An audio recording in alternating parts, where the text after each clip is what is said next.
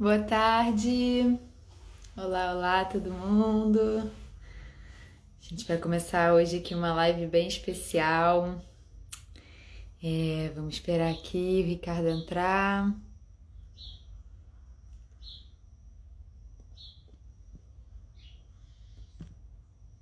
Oi, oi, oi. Boa tarde, pessoal. O Ricardo já chegou. Ótimo. Tá entrando aqui já. Oi, oi, oi. Tudo, E aí, tudo bem? como estamos? Estamos ótimos, felizes agora, melhor a gente ver. Que Tá me bom ouvindo te ver bem? aqui. Estou te ouvindo super bem. Você está me ouvindo bem também? Super, super. Eu estou num lugar um Que pouco bom. barulhento, estou de fone, acho que vai dar tudo certo. Muito bom. Tá ótimo. Vou até checar aqui minha internet. Minha internet está boa. Estou te ouvindo bem. Então, Ricardo, queria falar assim, primeiro te agradecer. Fiquei muito honrada quando você deu aquele sim, participo, né? Tô dentro. Fiquei muito honrada. Então, te ter aqui é uma alegria muito grande. Eu admiro muito seu trabalho, assim como milhares e milhares e milhares de famílias, né, aqui no Rio de Janeiro. Então, vou apresentar o Ricardo para quem não conhece. O Ricardo é pediatra. Ele faz parte da equipe do Parto Ecológico, junto com a Heloísa Lessa, com a Diana Schneider, que estiveram aqui em live com a gente também. E o Ricardo, ele tem um trabalho muito bonito junto da equipe do Parto Ecológico, né, que vem, assim, trabalhando avidamente para ressignificar esse espaço do parto. Então, para além de cuidar da mãe, do bebê e salvar vidas, eu vejo o Ricardo também como um atuante muito positivo e importante nesse cenário que a gente vive, né? Eu sinto um pouco de alegria e esperança em ver essas mudanças acontecendo no Brasil, né? Porque a gente vê que o Brasil ele tem um cenário de cesáreas marcadas, muito extensivo. Então, quando a gente começa a ouvir do parto humanizado e da equipe do parto ecológico e a ouvir todas essas mudanças, eu sinto que traz uma pontinha de esperança e fé aqui no coração, né?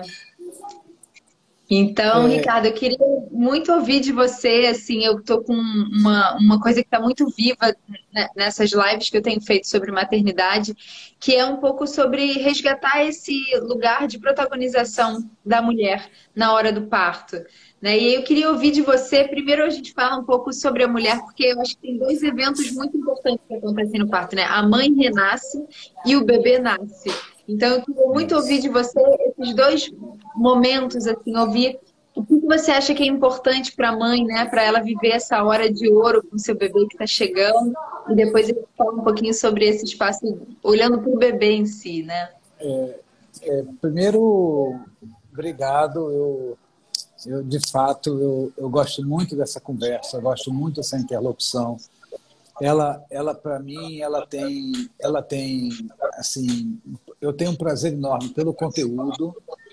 E eu tenho um prazer muito grande, porque acho que o que eu tenho percebido é que a gente está muito pelos espaços classicamente fora acadêmicos conversando sobre isso.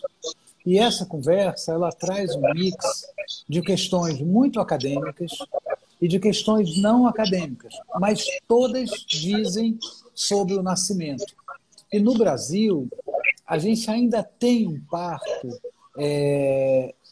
com muita intervenção. Está óbvio isso, já não dá mais para não falar disso. Talvez a intervenção maior seja a expressão da cesárea, mas tem outras intervenções absurdas, muita ocitocina, pouquíssima privacidade, um pré-natal muito desvinculado. Então, assim, e como ele é muito medicalizado, a gente precisa dessa dupla militância, a gente precisa falar disso dentro da academia, a gente precisa falar disso dentro das faculdades, dentro dos ambientes profissionais que são estritamente profissionais.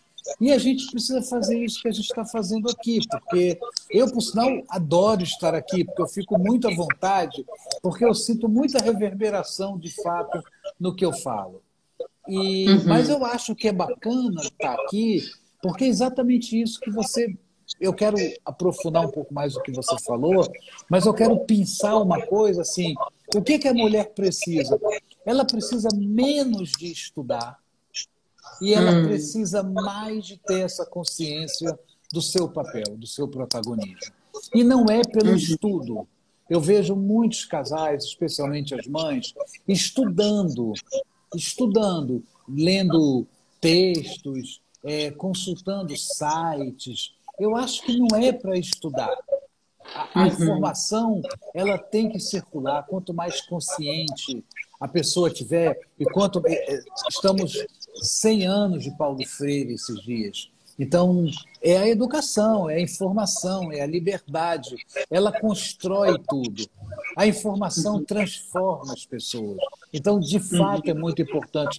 Mas esse protagonismo, eu não sei se ele vem por estudo, eu acho que ele vem por alguma outra via que a gente vai falar aqui.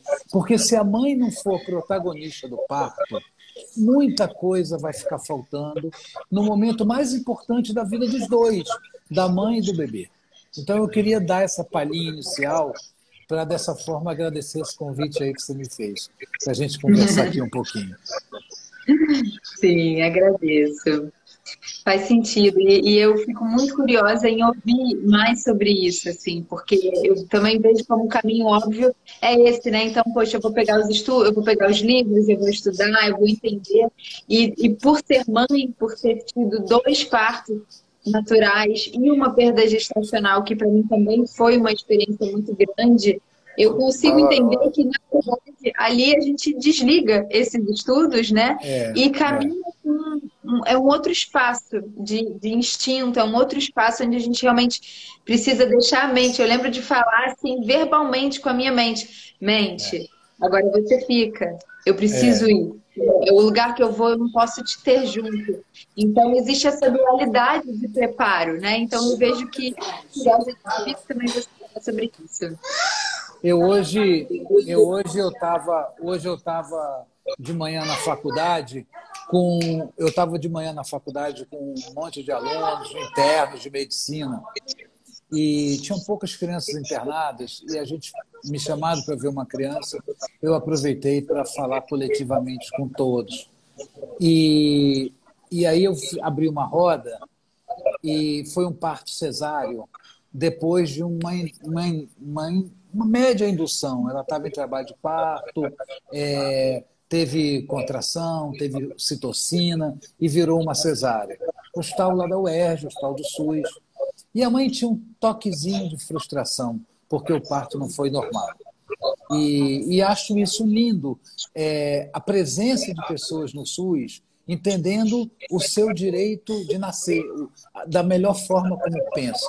Mas eu estou dizendo isso porque na roda eu abri e perguntei às alunas, tinha muita aluna, Faculdade de Medicina hoje tem muitas alunas, sobre o modelo de parto aqui, o que, que vem à cabeça de vocês?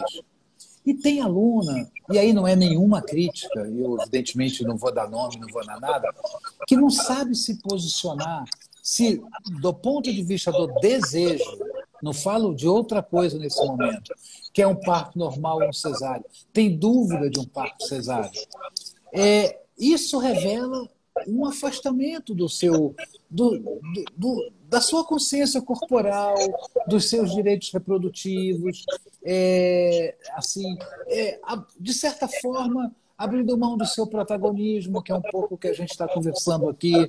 Então, não pode, e isso está dentro da universidade. Isso tem que. Porque, assim, como o parto ainda é muito ocupado por um espaço tecnológico, mediado por ciência, às vezes uma ciência não muito bem lida, não muito discutida, mas ainda é muito dirigida por médicos e por médicas. Muito mais do que por enfermeiras, por sinal. E, evidentemente, muito menos por parteiras, por pessoas que são muito fundamentais na cena do parto. Então, Um profissional de saúde tem que estar tocado por isso que a gente está conversando aqui. Isso tem que ser uma coisa que toque pessoal e profissionalmente. Entra Uhum. aqui, dá um beijo aqui. O Chico está sempre nas minhas conversas. Oi, Chico. Chico tem, Maravilhoso. Chico tem 10 anos. Nasceu de Querido. parto normal, dentro da banheira. É, Depois eu Ricardo conto é do pai de parto três, dele. não é, Sou Ricardo? pai de 4. Sou pai de 4, 4. é verdade. Então tem muita Mas experiência também na vida pessoal, no dia a dia, na muito, relação do dia a dia, né? muita, muita. Mas então eu acho que. E aí, para a gente andar um pouco para frente com a conversa, eu acho que tem um espaço que talvez a gente pudesse ocupar, que é o espaço de pré-natal. Eu fiquei pensando no que a gente iria conversar, eu fiquei pensando assim, que espaço de pré-natal é ocupado, que conteúdo esse pré-natal ele pode representar para ele ter alguma significação com a hora do parto. Sim. De quem cuida e de quem é cuidado. Se o É, ultrassom está bacana, eu estou te vendo. Travou? travou. Só volta um pouquinho. Será, Que você falou do se- pré-natal, né? E fico será que, curiosa. será que o espaço de pré-natal está me ouvindo? Tô.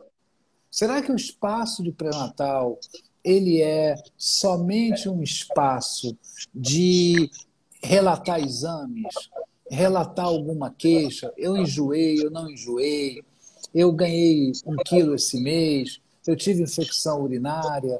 Ou será que esse espaço, além desse, porque é importante discutir isso, além disso, ele não poderia ser ocupado sobre o parto?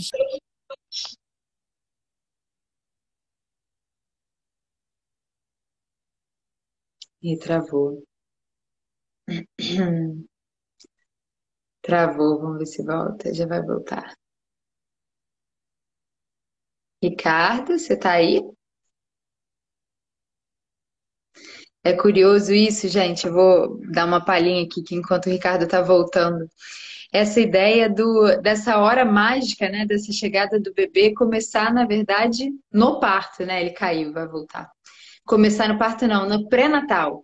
Né, a importância da gente plantar essas sementes no cultivo da nossa gestação, né? Enquanto a gente está ali se preparando para receber nosso bebê dentro da barriga, né? Cultivando, crescendo esse bebê dentro da gente, o tanto de dedicação que a gente coloca nesse preparo, que na verdade, como o Ricardo está trazendo, não é estudo, né? Não é livro, é olhar para dentro, né? Olhar para dentro, o trabalho é interno.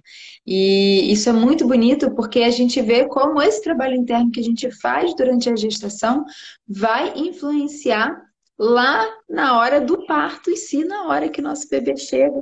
E aí o que vou perguntar para o Ricardo assim que ele voltar, como a chegada desse bebê vai influenciar no resto de vida dele, né? A gente vê a ciência mostrando isso, como a forma como o bebê chega, ela tem um impacto bem profundo na saúde desse ser, né, que vai estar aqui na Terra. Então vamos ver aqui se o Ricardo... Vocês estão me ouvindo, gente? Vocês estão me ouvindo bem? Quem está aí? Se puder dar um ok, um coraçãozinho, só para saber se está ouvindo bem.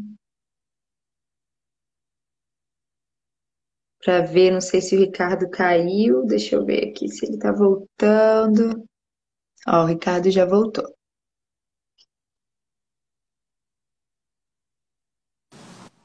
Oi, Oi, oi, voltou. oi. Voltou. Cheguei. Voltou. Eu conectei o Wi-Fi aqui, sei lá o que Ótimo. que é. Tá com os dois agora.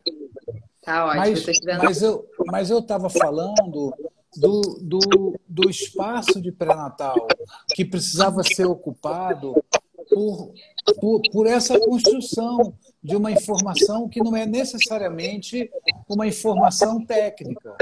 E aí a gente consegue ter um papel, a gente consegue prever um pouco o papel feminino no nascimento. Tá com muito ruído, você está me ouvindo bem? Eu tô te ouvindo bem. Eu não tô Tá, com ruído. Não sei se o tá. pessoal, se puderem aí. Se estão ouvindo bem, mas eu estou te ouvindo bem, acho que a gente pode seguir. Tá. Então, assim, eu acho que a gente precisava falar disso no pré-natal. O pré-natal, ele constrói a segurança do nascimento. Inclusive, isso é confortável de falar aqui numa conversa como essa. Por exemplo, quando a gente discute parto domiciliar, a gente só pode discutir, não é que só possa, mas é muito importante discutir o parto domiciliar na rede da segurança do parto domiciliar. Aonde que essa segurança se constrói? No pré-natal.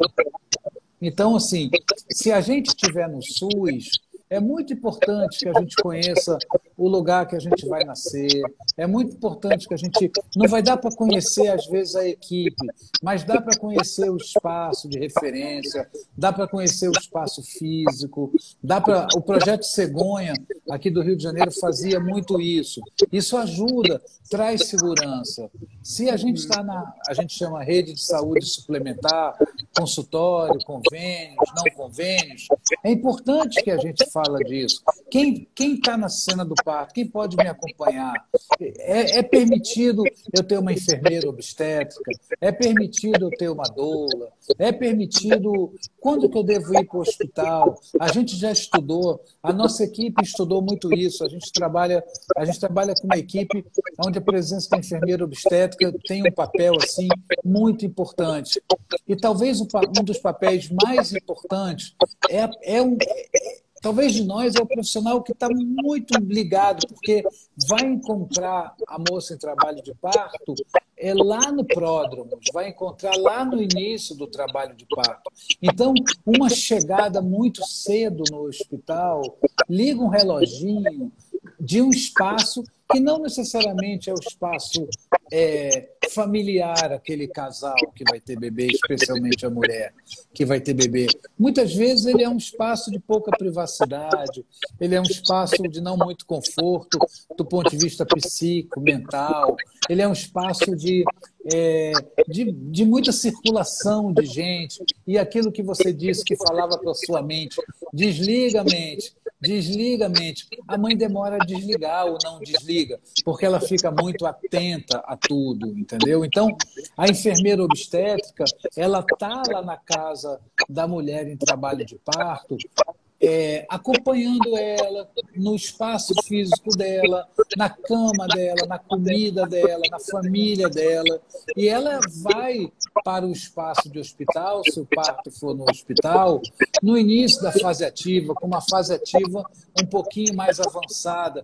Isso trouxe para a gente um número muito maior de parto normal. Isso trouxe para a gente um número muito menores de intervenção. Isso ajudou muito. Então, são construções que têm que ser ocupadas e construídas antes do nascimento. Antes do nascimento. Então, eu acho que isso é importante. O que a gente está entendendo é que, na verdade, essa hora mágica de quando o bebê chega, ele começa lá, né? Lá no pré-natal. Se preparar para esse bebê chegar, e que não é um preparo de ler livro, de fazer curso. Que eu acredito que é olhar para dentro, né? E essa relação, talvez, com essa equipe, que se você puder já cultivar desde o início, é bom, porque é um espaço para você poder dividir esses cuidados, né? Desse tão delicado, tão vulnerável, né? Então, assim, eu acho que isso porque assim, quando me pedem, eu faço o que a gente chama muito consulta pediátrica pré-natal. Então, a conversa numa consulta pediátrica é uma tentativa de colocar o nascimento, botar brasa na sardinha do bebê, chamar a atenção para esse cenário todo à luz do nascimento. Aí tem uma coisa que é muito bacana. O protagonismo da mulher aparece porque, assim, a gente diz a ela que também pelo bebê as coisas passam todas pelo corpo da mãe. Aí a gente entra muito no que a gente pensou de conversar aqui. E aí a referência do nascimento, se o bebê estava no corpo da mãe, a referência do nascimento é o corpo da mãe. É o corpo da mãe que nos guia. É o corpo da mãe que vai dizer a intensidade da contração. É no corpo da mãe que o bebê... O melhor lugar para ele estar é no corpo da mãe. Essa é uma das razões, inclusive, que a gente encontrou para ligar o cordão umbilical praticamente quando ele para de bater. Porque, assim, até para o nascimento, simbolicamente falando, a gente atrasa esse descolamento do corpo da mãe. É simbólico, por favor. Mas, assim, porque enquanto tem ele ligado ao cordão, ele está ligado à placenta. E a placenta é a interface dos dois corpos. Então, assim, ele já nasceu, ele já chorou, mas se a placenta está falando com o bebê ainda, e a maneira como eles se falam, que a gente avalia, entre muitas, é o cordão pulsando, espera ele parar de pulsar. A gente já estudou, a ciência às vezes é muito crua, e bacana a gente poder usar, a gente tem que usar a ciência. Por exemplo, o desastre do Brasil no Covid é por falta de uso da ciência. A gente tem a ciência, mas não está sendo usada para orientar as condutas em âmbito de saúde pública, em âmbito de populações de número enorme. Então, a ciência fala que é vantajoso, por exemplo, para melhorar o aporte de ferro para o bebê. Então, aí também estamos linkando a nossa conversa. O nascimento hoje fala com a anemia do bebê lá na frente.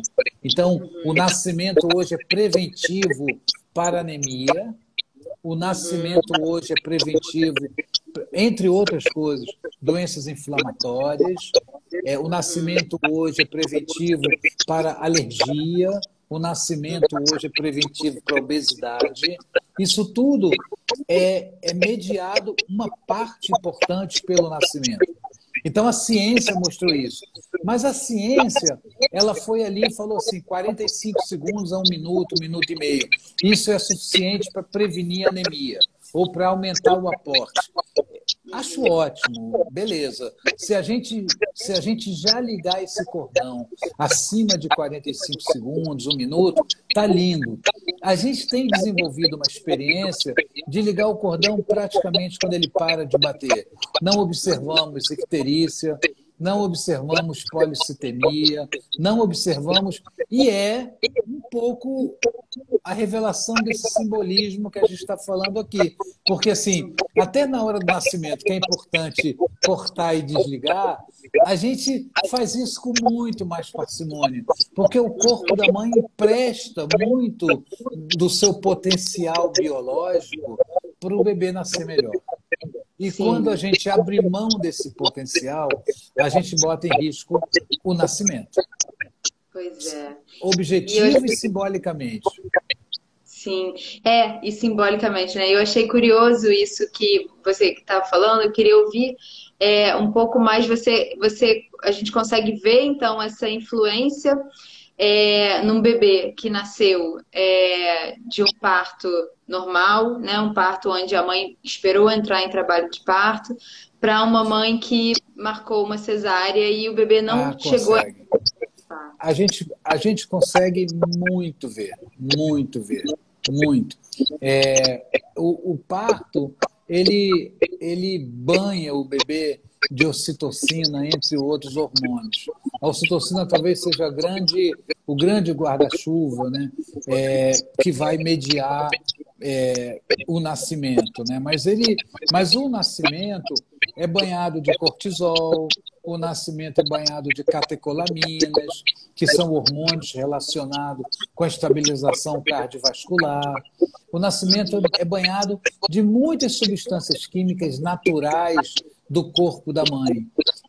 Esse parto, se ele tiver 10 minutos de trabalho, 4 horas, ou 12 horas, ou 24 horas, ele tem o mesmo efeito de banhar esse nascimento para que ele possa ser biologicamente parcimonioso, delicado, respeitado, para que não é simples para o bebê parar de respirar pela placenta e começar a ocupar o pulmão como respiração. Lembra que o pulmão é uma esponja e que está toda umidificada, molhada por líquido alveolar. O pulmão, como esponja molhada, o bebê cansa para respirar. E ele começa a secar incrivelmente dentro do útero, quando o sangue começa a ir para os vasos do pulmão, não para nutrir o pulmão, mas exatamente para preparar os espaços de troca gasosa. Olha que coisa linda isso. A gente descobriu, quer dizer, os pesquisadores descobriram isso estudando nascimentos de ovelhas, que é um mamífero. Olha o que pode significar marcar uma cesárea e o bebê nascer de uma hora para outra. Olha o que a gente está abrindo mão. Olha que segurança que a gente está abrindo mão. Então, assim, as mães precisam saber disso. E acho que isso não vem por estudo. Eu acho que isso vem por conversa. Porque é difícil estudar essas coisas. Agora, isso está nos livros. Isso está nos livros. Isso está nos artigos. Nós, profissionais, acessamos isso muito facilmente. Se a gente não pratica, é outra história. Mas nós acessamos isso muito facilmente. Então, eu acho bacana falar disso antes do nascimento. Pois é. Eu fico emocionada porque assim, a gente se prepara tanto para o parto pensando muito na gente, né? Porque a gente sabe que vai ser um portal desafiador, a gente sabe que não é banal parir, né? É difícil, a gente vai invocar uma força que a gente até então não conhece. E quando a gente tira um pouquinho dessa luz e coloca essa luz também na chegada de um outro ser e pensa, olha, mas além disso, além de você vai vivenciar esse portal, também tem um outro ser que está chegando e vai vivenciar esse portal, provavelmente tão desafiador quanto, né? Porque essa manobra do bebê descer, rodar e sair por uma vagina, chegar e abrir o pulmão e chorar e respirar, isso é muito desafiador. Então, eu vejo que a maternidade, ela está sempre nos inspirando a olhar para o nosso próprio umbigo, né? Então, assim, como que a gente pode fazer para receber essa pessoa, esse ser que a gente já é completamente apaixonado da melhor forma? Então, eu pensava muito nisso, assim, poxa, quando eu vou receber alguém na minha casa, eu preparo a casa. Eu gosto de ter a casa florida, eu gosto de ter a casa cheirosa, eu gosto de ter a casa bonita. Como é que eu vou estar quando eu vou receber o meu bebê? Por isso que, para mim, a ideia do parto domiciliar, ela sempre foi muito óbvia, né? Para mim, pessoalmente, eu quero recebê-lo na minha casa, na minha cama, no meu espaço. Essa foi a minha história. Que não,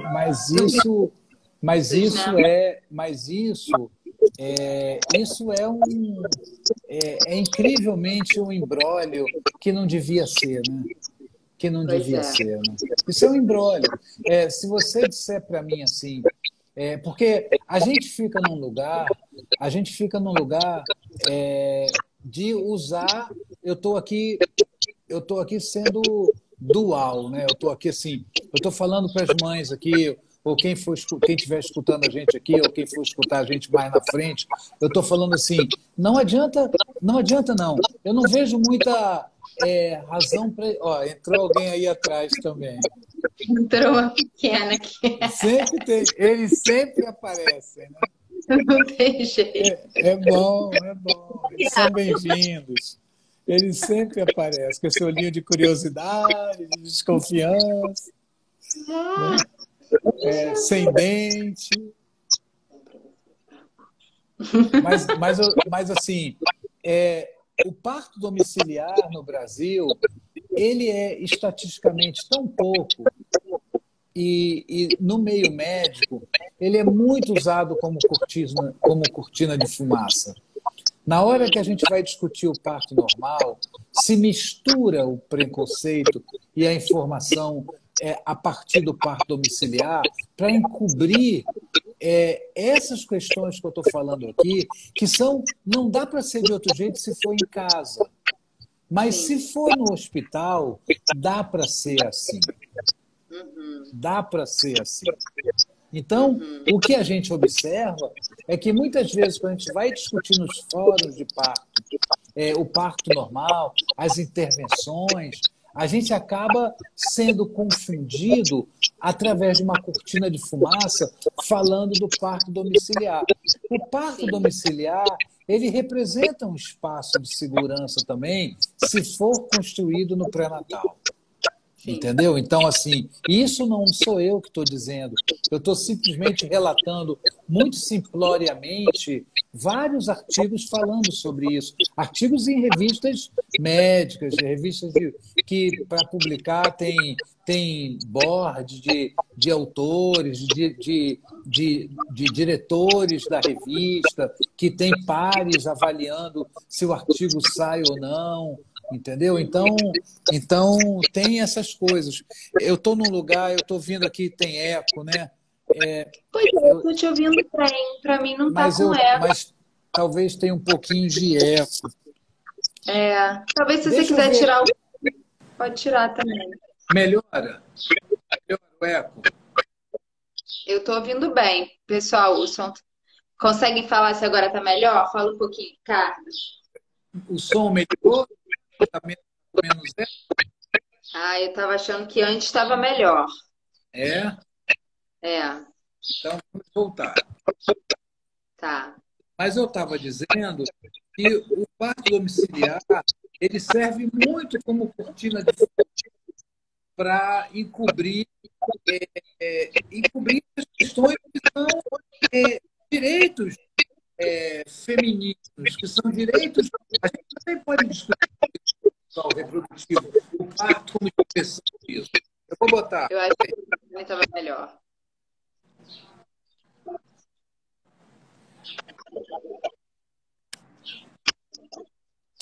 Tá bom. Agora. Tá. Então, Você tá com algum computador próximo de você? Alguma coisa? não, eu estou num lugar de muito vento, que eu não consigo muita privacidade. Por isso que eu não sei se isso está atrapalhando. Tá. Mas acho que a Eu não, gente pode seguir. Te eu não ouvindo estou com bem. nenhum computador perto, não. Eu estou sozinho. Então, assim, então isso tem muita fumaça em torno disso, entendeu? E aí eu Sim. acho que a gente tem que limpar essa fumaça. Certo. Seja, eu trabalho muito no SUS, então, assim, tem chegado ao SUS mulheres, isso é muito bacana. Isso é resultado de tudo que a gente faz aqui. João, vê se você fecha essa porta aqui. Isso tem chegado, eu acho que isso é resultado dessas conversas. Porque a conversa de uma live como essa, a conversa do Instagram, a conversa, ela é muito das. Mais um pouquinho, essa aqui também. Ela é muito uma conversa de um perfil da sociedade muito informado que não usa muito o SUS, infelizmente. Né? E assim, a informação ela está circulando. Então, hoje eu tinha lá no meu hospital uma moça, entre aspas, triste, porque não foi um parto normal. Entendeu? Poxa, eu acho isso no SUS fantástico, entendeu? Porque ela vai transformar o SUS. A nossa presença lá traz melhorias para o SUS. Então, isso é Sim. informação. Protagonismo. A gente tem que recuperar o protagonismo feminino. A gente tem que recuperar o direito das mulheres escolherem a sua forma de parir, o direito informado, o direito democrático, o direito discutido com a sua forma de parir, sabendo que tem mulheres são poucas, mas que têm o risco de vida de ter um parto normal. Então, elas também têm direito de uma cesárea bem cuidada, de uma cesárea respeitosa, de uma sala com privacidade, de um bebê no seu corpo, mamando na sala de parto. Isso é um direito, é o direito de nascer, entendeu? Isso é direito de nascer. Isso é muito importante. Isso é muito importante.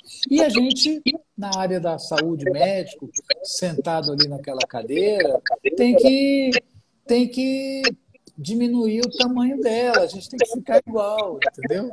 A gente tem que ficar igual. A gente senta numa cadeira muito grande, a gente senta numa cadeira que a gente fica fisicamente. Já faz uns anos isso, mas eu tava num debate e teve um médico que ficou muito raivoso, porque alguém apresentou na apresentação uma foto da Grécia Antiga com uma figura muito simbólica de uma mulher tendo bebê, quase aquelas coisas quadradas, meio de pedra na antiguidade, e tinha assim, ela enorme, duas pessoas segurando a axila, ela em pé, e uma figura muito pequenininha, assim, no chão, sabe? Assim, inclusive fisicamente. E aí a pessoa que estava dando aula falou assim, supostamente era o médico, não tinha médico, sei lá, supostamente era a pessoa, eu jamais vou ficar embaixo da paciente. O cara ficou bravo, entendeu? E a gente hoje, a gente vê muitos partos, eu estou em muitos partos, que eu não quero que ninguém me veja. Se eu passar desapercebido, eu fiz o meu trabalho melhor. E muitas das minhas colegas e dos meus colegas, mais colegas femininas no parto, elas estão no chão. Quem está na posição de poder é a mãe. Quem está em pé, quem está ajoelhado, quem está no centro desse processo é a mulher. E é ali que ela tem que estar. Entendeu? Porque já é muito difícil, né? Eu sinto que já é muito difícil. E a gente fica muito confusa, fica na dúvida, será que vai nascer mesmo? Acho que o bebê não vai nascer. Será que vai descer mesmo? Será que vamos dar tirar um cochilinho? Vamos deixar para amanhã? Então, se a gente tem um espaço para dividir esse cuidado e para segurar a mão, fica muito difícil. E se tem uma seringa aqui do lado, assim, olha, eu posso acabar com a sua dor agora. Poxa, é muito mais fácil da gente falar, então me traz, porque tá difícil, não tá fácil. Ou se tem qualquer espaço, acho que de dúvida, né, de uma equipe que não necessariamente esteja te construindo essa confiança, o que eu vejo que vocês, da equipe do Parto Ecológico, né, as pessoas que eu conheço, que eu tenho, né, a honra e esse privilégio de conhecer, é que vocês trazem muito esse empoderamento. Eu lembro quando você veio visitar a gente, logo depois da Lavi nascer, a sua amorosidade de chegar lá em casa e perguntar para mim como você está se sentindo, como você me colocar num lugar de protagonismo mesmo dessa jornada, né? E já perguntar como é que está a amamentação e tudo. Claro que sempre oferecendo esse apoio, mas eu sinto que todo esse acompanhamento do pré-natal que a gente vai cultivando no relacionamento, os profissionais, né, que estão aí estudando há tantos anos vão abrindo caminho para ser essa confiança que a mulher perdeu e que a gente precisa resgatar para que o parto seja. Ou que tiraram dela, né? O que tiraram dela, né? Essa confiança que foi negociada em torno de uma segurança que é apresentada por uma tecnologia. A principal tecnologia do nascimento é utilizar os recursos naturais do corpo feminino e no caminho o corpo do bebê. Essas são as principais tecnologias. Eu não estou aqui abrindo mão de absolutamente nada, nada. Se eu estiver num hospital vendo um bebê nascer, eu tenho ligado do meu lado ali no carrinho um oxigênio, um ambu para ventilar o bebê, eu tenho ligado ali um aspirador. Eu não lembro a última vez que eu aspirei um bebê. Eu não lembro a última vez que eu passei uma sonda na boca, no nariz de um bebê para ajudá-lo a qualquer coisa. Isso eu considero isso um respeito ao corpo do bebê. Eu não vou aspirar um bebê que não precisa de aspiração, só porque tem uma meleca. Eu vou ver o padrão de respiração, eu vou ver a cor dele, eu vou relacionar o nascimento com o processo de nascimento.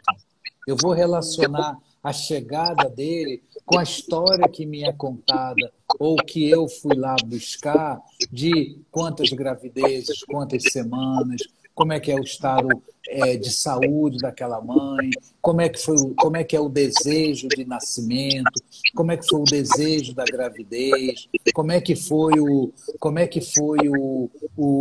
a decisão de engravidar. Muitas vezes é por acaso e é muito bem-vinda, muitas vezes é super planejada, algumas vezes muito delicadamente é resultado de uma violência que é terrível, mas ela está ali para acolher o bebê. A gente precisa dessas informações para poder trabalhar, para poder, inclusive, trabalhar tecnicamente. Inclusive, trabalhar tecnicamente. Tem mulheres que sofreram abuso ao longo da sua vida, que têm uma dificuldade enorme de relacionar o parto com isso que a gente está discutindo aqui, porque a via de passagem do nascimento do bebê é um espaço de violência que ela sofreu. Imagina que conflito que é isso. A gente, muito eticamente, precisa ter acesso. Eu digo ético porque isso é do cerne, isso é um segredo que, às vezes, para contar, ela vomita, ela não conta isso. Ninguém conta isso facilmente. Entendeu? Aí a gente, caramba, essa mulher não quer parir, essa mulher não abre as pernas. Aí começa a violência, começa o discurso da invasão, entendeu? E ninguém sabe que essa mulher foi violentada. Ninguém sabe que ela sofreu uma violência, ou nessa gravidez, ou historicamente na sua adolescência, na sua vida. São coisas muito importantes. Então, a área da saúde é uma área da humanidade. Não tem como a gente cuidar de pessoas se a gente minimamente não se relacionar. No nosso caso, essa relação vem com a conversa, vem com... Como é que foi essa gravidez? Você quis esse bebê? Como é que você planejou? Tem alguma coisa que você quer me contar? Os seus exames estão bons? Você quer falar um pouco do antes? A gente tem que fazer uma anamnese. Ou alguém faz essa anamnese e nos conta essa anamnese. Para que a gente possa saber o que... Não é só receber o bebê. Não é só pesar o bebê. Não é só escutar o bebê e apigar 9,10, capurro ou bala de 40 semanas, mediu 50 centímetros, 64 de perímetro cefálico e pronto, está lindo, parabéns, nasceu o Arthur. Não é isso. Não é só isso, entendeu? Isso é muito bonito, porque quando a gente pensa que o útero é um centro energético, tem muita história ali. Né? E não só da vida dessa mulher, mas muitas vezes ela pode começar a contar histórias da linhagem matrilinear dela. Né? Isso é muito, muito importante que a mulher tenha esse reconhecimento de que ela está cultivando vida num espaço onde mora o centro de criação dela. Né? Então, isso tudo vai afetar, de fato, muito essa gestação e, consequentemente, a hora do parto, né? Que é a hora que ela vai ter que se entregar, né? Para viver esse portal, para atravessar esse vale. Agora, você imagina isso sem vínculo, né? E essa é uma discussão que a gente, no parto ecológico, a gente está aprofundando essa discussão entre nós. Como é que a gente garante um vínculo com quem está ajudando, com quem está parindo, de modo que ela possa garantir a explosão de qualquer coisa que você queira falar nesse sentido da ancestralidade, do seu corpo, de segredos de vida, de desejos. Como é que a gente pode garantir que isso tenha um espaço, né? Porque isso vem muito pelo vínculo, isso vem muito pela identidade, isso a psicologia chama de transferência, isso vem muitas coisas se misturam para que isso possa explodir. E eu, como tenho assim, profissionalmente um compromisso de vida também com o serviço público, isso me desafia no serviço público, porque muitas vezes as mães fazem um pré-natal num posto e vão ter neném em outro hospital. Elas muitas vezes não conhecem nem o lugar físico onde elas vão nascer. Muitas vezes elas não têm condição de se deslocar de carro, elas se deslocam de ônibus, elas não sabem se vai ter vaga. O direito a um acompanhante, que é um direito garantido em lei, muitas vezes não é respeitado. Olha que confusão na hora mais linda da vida. A Fernanda, que estuda enfermagem e é doula e trabalha com a gente na equipe do Parto Ecológico, Fernanda Galvão, mas um dia desse ela falou numa reunião comigo, eu não lembro, ela falou assim, cara, eu tenho o privilégio de trabalhar na hora mais feliz da vida das pessoas. E olha que há tantos anos que eu trabalho com isso, eu nunca tinha eu acho que eu vivo isso, sem dúvida, é por isso que eu gosto, é por isso que até hoje eu paro tudo para falar disso. Eu estou trabalhando, vai nascer um bebê, me chama que eu vou. Eles me conhecem que eu sou, entre aspas, fominha de ver bebê nascer. Eu adoro ver bebê nascer. Entendeu? Mas assim, mas é verdade, a gente está ali no dia mais feliz da vida das pessoas. Olha que privilégio. Eu acho que um engenheiro não trabalha assim, eu acho que um advogado não trabalha assim, eu acho que um publicitário, eu acho que, sei lá, outros profissionais, fome, com todo respeito, todos são lindos, todos são muito necessários. Mas a gente está ali no nascimento, cara, é muito incrível. É muito incrível, é muito bacana. E eu acho que as pessoas têm direito de saber isso. Essa é uma questão central aqui da nossa conversa. As pessoas têm direito de saber isso. A gente tem que exigir esse direito de ser respeitado nesse momento. De qualquer ótica, sob qualquer ótica.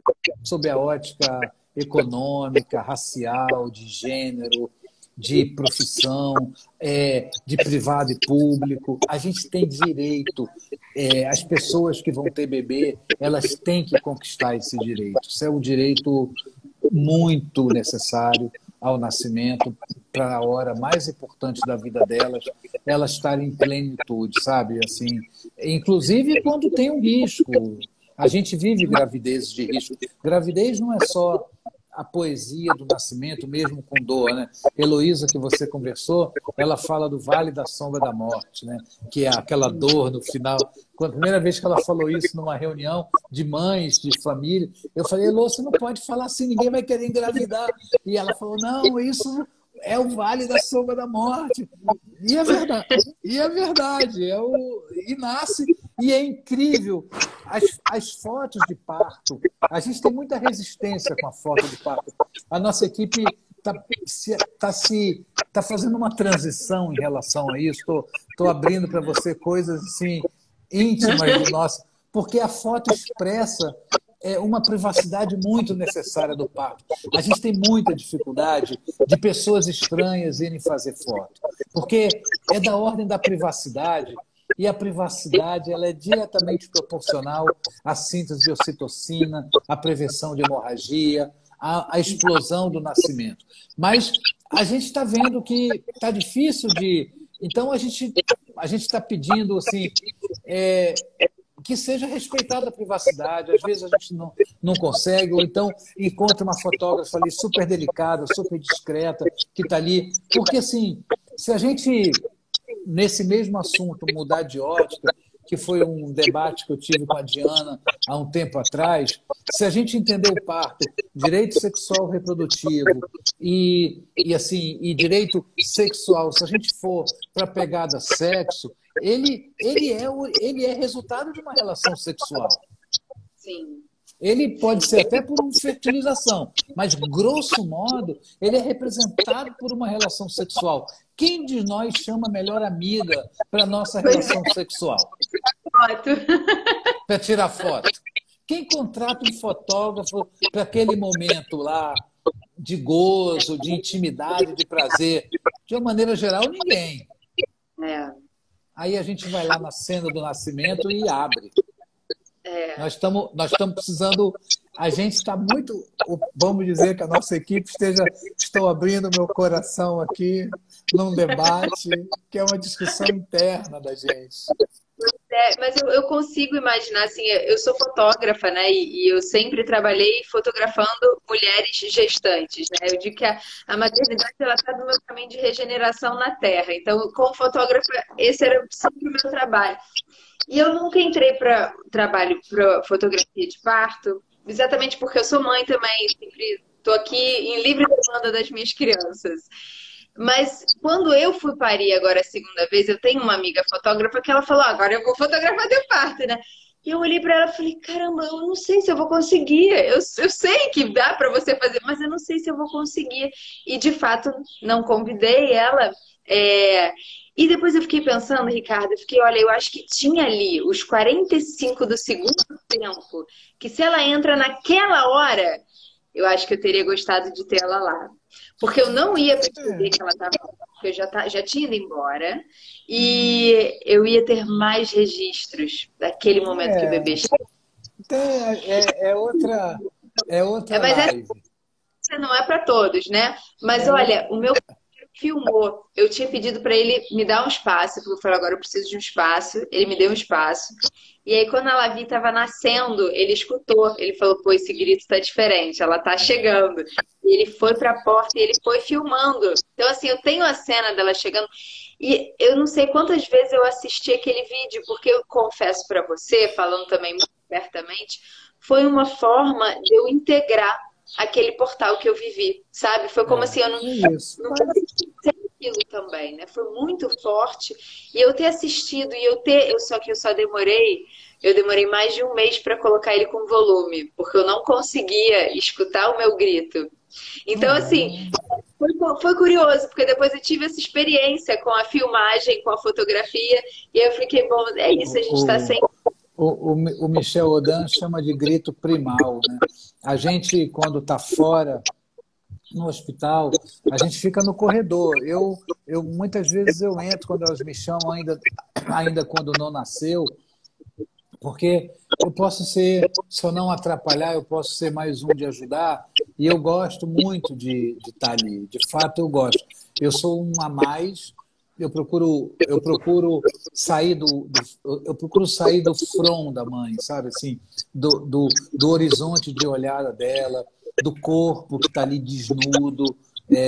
Por exemplo, há um tempo atrás, a gente observou uma mãe se masturbando na fase ativa, quase no período expulsivo, entre as contrações. Isso é muito privado. Eu saí da sala. Sim. Eu não posso ficar ali. Eu vou atrapalhar aquilo ali. Isso é muito privado, isso é muito central, isso é muito rico. Eu não tenho palavras para dizer isso, entendeu? E eu não tenho que estar ali. Eu não tenho que estar ali, entendeu? Mas muitas vezes eu estou para ajudar, e esse grito chamado primal, ele é diferente. O grito do bebê quase nascendo é diferente. E aí É.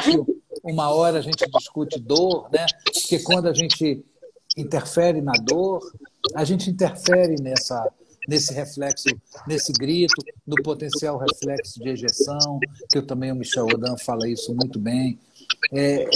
A gente interfere em coisas biológicas do nascimento que, assim, com muito respeito, procurem fazer uma relação disso com a relação sexual, muito contextualizada, por favor, para vocês entenderem o que é o reflexo de ejeção do bebê e o que é o gozo, por exemplo. São coisas muito, muito parecidas e quando a gente fala da relação sexual, a gente fala da privacidade. Quando fala do nascimento, a gente também tem que falar. Pois é. Não pode ser dois pesos, duas medidas. Entendeu? Exato. Mas são assuntos para outras conversas. Que horas é que você entra, então, Ricardo? É quando o bebê nasce? Eu entro, dependendo do andar do parto, eu entro um pouco antes dele nascer, porque quando está, vamos dizer assim, precisando de mais ajuda, aí é ajuda mesmo, precisando de uma voz, precisando de um acolhimento, quando de fato, às vezes as pessoas todas ali estão cansadas, a própria mãe, a enfermeira. Eu entro com uma energia, me contamino com aquela ocitocina, tem que entrar nessa relação. Se entrar com muita adrenalina, atrapalha. Tem que entrar com muito pouco ou zero adrenalina, tem que entrar com muito ocitocina. E a gente já estudou, homem secreta ocitocina, mulher secreta ocitocina. A ocitocina media o nosso humor, media a nossa energia física, media a raiva. Né? A ocitocina, incrivelmente, ela vai ser mudada de status de hormônio para neurotransmissor quando a gente entender mais ela. Então tem que entrar com isso e muitas vezes eu entro quando o bebê nasce. Quando eu escuto o choro, eu entro para deixar. Aí era a nossa conversa, não tirar o bebê do corpo da mãe. Se a gente voltar ao início da nossa conversa, aonde que é que o bebê tem que estar? No corpo da mãe. O bebê tem que sair do corpo da mãe, muito excepcionalmente, se ele estiver grave. Até medianamente precisando de ajuda, até para ser ventilado, se ele não respirou muito bem, mas se o coração está bom, se tem tônus, se o bebê está muito cansado, física, não é cansado como se tivesse feito exercício, cansado com depressão respiratória, ele pode ser ajudado no corpo da mãe. Então assim, o corpo da mãe segue sendo a referência de nascimento. Tá? Física. E aí extrapola para o emocional, porque aí já tem. Eu também tenho falado disso aí pelas minhas andanças. Eu acho que os psicólogos deviam ver um nascimento como parte da sua formação. E aí, qualquer que seja o modelo, lindo se ver um parto fisiológico, humanizado, respeitoso, mas eles podem também ver uma cesárea marcada, para ver, inclusive, uma forma de chegar ao mundo de uma criança que é, inclusive, hoje, sei lá, 70%, 90%, no SUS 60%, quase 55%, nos convênios, na rede de saúde suplementar 90 e poucos. Tem que ver nascer, para poder entender como é que é o começo disso. Mas eu entro depois que ele nasceu. E aí o meu atendimento é fundamentalmente referenciado no corpo, diminuir a perda de calor, facilitar essa aproximação, a troca da microbiota, a perda e equilíbrio de temperatura na direção de quase 37 graus, na ligadura do cordão quando ele para de bater, na garantia. Na nossa equipe não tem nenhum problema com isso, pelo contrário, isso é um dado de ouro nosso, mas na garantia da hora de ouro, nessa hora mágica, como você chamou, que essa hora é de um imprint. Aí a gente pode botar psíquico, físico, energético, de vida. Eu acho que isso serve para o resto da vida. Então, o lugar do bebê nascer o lugar do bebê ficar pós-nascimento, pós-desprendimento da cabeça, corpo, é no corpo da mãe. E aí uma coisa que eu também tenho falado, não é no corpo da mãe enrolado num pano, é no corpo da mãe fisicamente no corpo da mãe. O pano está por cima, né? Pele a pele. Né? O pano está por cima, a touca está por cima, mas a pele do bebê, todo o tronco do bebê, o rosto do bebê, o pescoço do bebê está no corpo da mãe. E ali fica uma hora. A gente estabeleceu uma hora e a gente respeita uma hora. A gente, às vezes, mais, muito raramente menos, mas uma hora é a nossa referência. Muitas vezes, inclusive, a gente sai. Muitas vezes a gente sai. Porque uma hora é para o quê? Para depois botar uma roupinha e voltar para o colo da mãe, né? Isso. Então, assim, quando ele é hospitalar, depois dessa hora, a gente conquistou também a não ida dos bebês para o berçário. Então, os bebês saem da sala de parto, vamos chamar assim, do local de parto, saem já direto para o quarto da mãe, inclusive quando é cesariana. a gente conquistou isso, então a gente pesa, a gente prescreve, a gente faz tudo ali com o bebê do lado da mãe, do corpo, e quando tem que pesar, sai. É uma hora que o pai, a gente não falou nada aqui do pai, é a hora que o pai carrega um pouco o bebê no colo, é a hora. Um dia desse, a gente estava na hora de ouro, o pai tirou a camisa e quis o bebê no seu corpo, né? Aí já tinha andado, porque é muito bacana a paternidade assim, mas o bebê está no. O corpo da mãe é mais importante do que o dele, né? Eu sou homem, é fácil para mim falar isso. Mas aí já tinha lá um bom tempo e a própria mãe falou assim: fica no seu corpo aí. Ele tirou a camisa e pum, grudou o bebê no corpo dele. Foi bacana. Há um tempo atrás a gente teve um parto de duas mulheres lindas. E aí uma delas, a que não estava grávida, ela fez um preparo da mama, então ela tinha leite, ela foi para o lugar do parto com aquela roupa do centro cirúrgico. Então, depois que passou ali 40 minutos, meia hora, eu não lembro exatamente quanto tempo, os bebês foram para o corpo dela também. E aí ficaram pele a pele com ela. Um deles mamou nela já nessa hora, entendeu? Então, são construções mediadas por muito afeto, e são construções que não são inventadas para ter afeto. São científicas também, do ponto de vista biológico. Mas o afeto explode. E essa relação de maternidade, que é uma relação de construção, esse é o espaço talvez mais importante da construção da relação, que é exatamente imediatamente ao nascimento. É como toda a fantasia do psiquismo materno se materializa quando vê o bebê.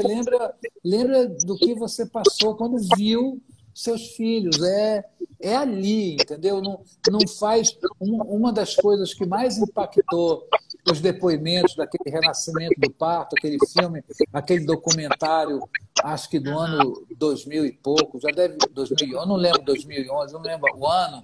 As mães choravam quando elas, no depoimento, diziam que não viram os bebês. Elas tomaram consciência que não viram os bebês quando eles nasceram. É muito violento isso. É muito violento. Mostrar o bebezinho sai é muito violento. Sai se for entubado, beleza, a gente tem que saber fazer isso tudo. Mas se não for, pelo amor de Deus, fica do lado da mãe. Pois é. Isso é lindo, é muito precioso. Tem aquela frase que fala, né? Mas na terra começa no parto. E ouvir você falando reforça muito isso, a importância da gente respeitar essa microbiota, né? Que vai dizer tanto sobre a vida desse bebê na chegada da terra, né? Na terra, muito, na sua vida. Muito. E para a mãe também, porque não é fácil, né? Então, assim, ter esse espaço respeitado para que ela possa integrar essa passagem de uma forma afetiva, carinhosa, né, com apoio. Eu acho que isso transforma muita coisa.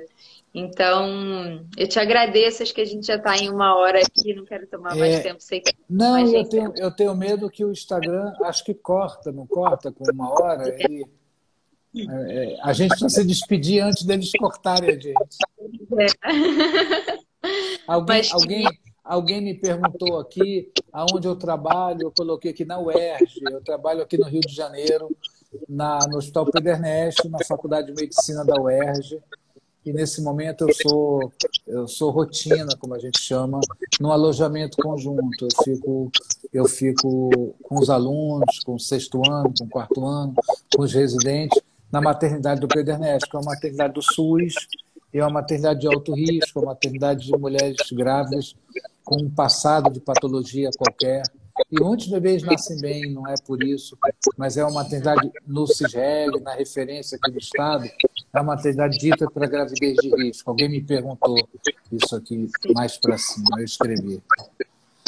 Ricardo, acho que a gente podia fechar com uma pérolazinha, porque você nos ofereceu muitas pérolas aqui, e teve um último comentário que eu achei bonito e importante, que trouxeram assim: sinto que essa separação inicial da hora do nascimento entre a mãe e o bebê está influenciando minha relação com a minha filha ainda hoje. Então, assim, tem esse espaço, isso é uma realidade, né? E como você mesmo trouxe, é mais de 90% na rede privada, quase 60% na rede pública.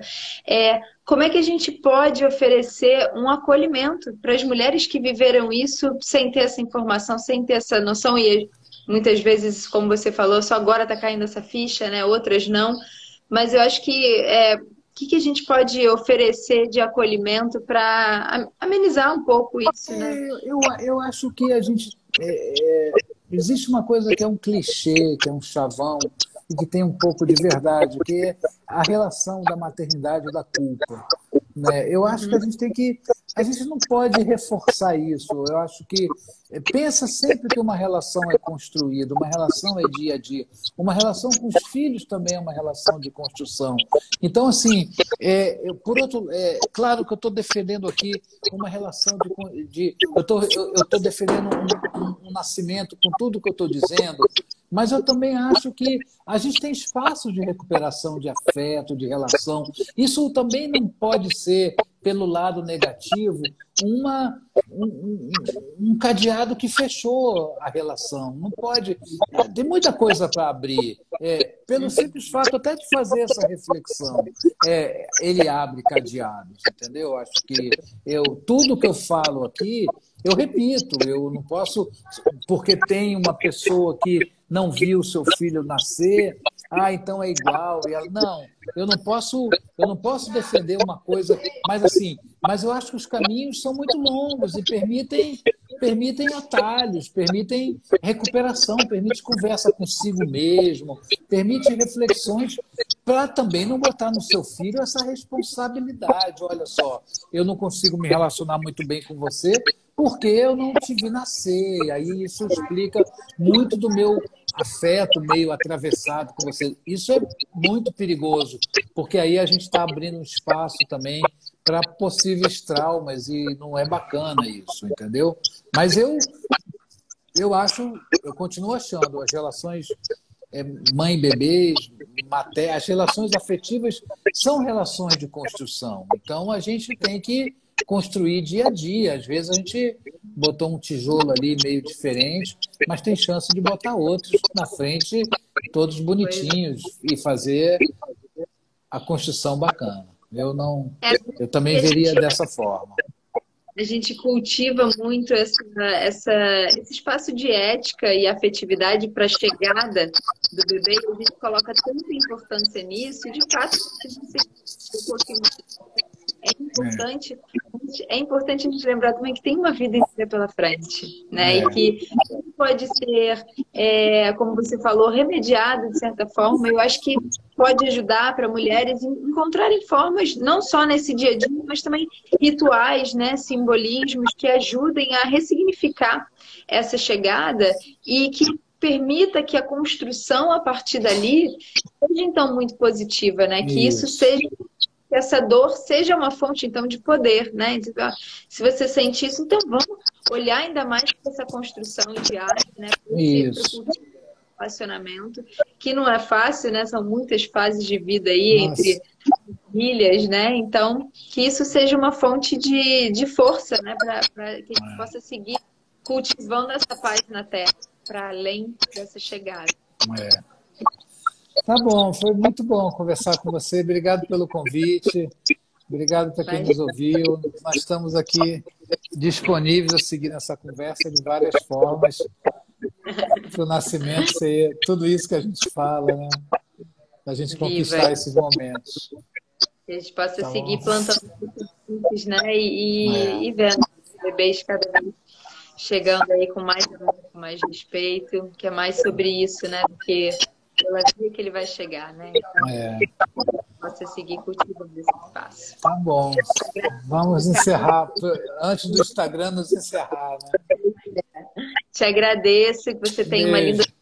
Obrigado. Também. Obrigado. Beijo para vocês. Tchau.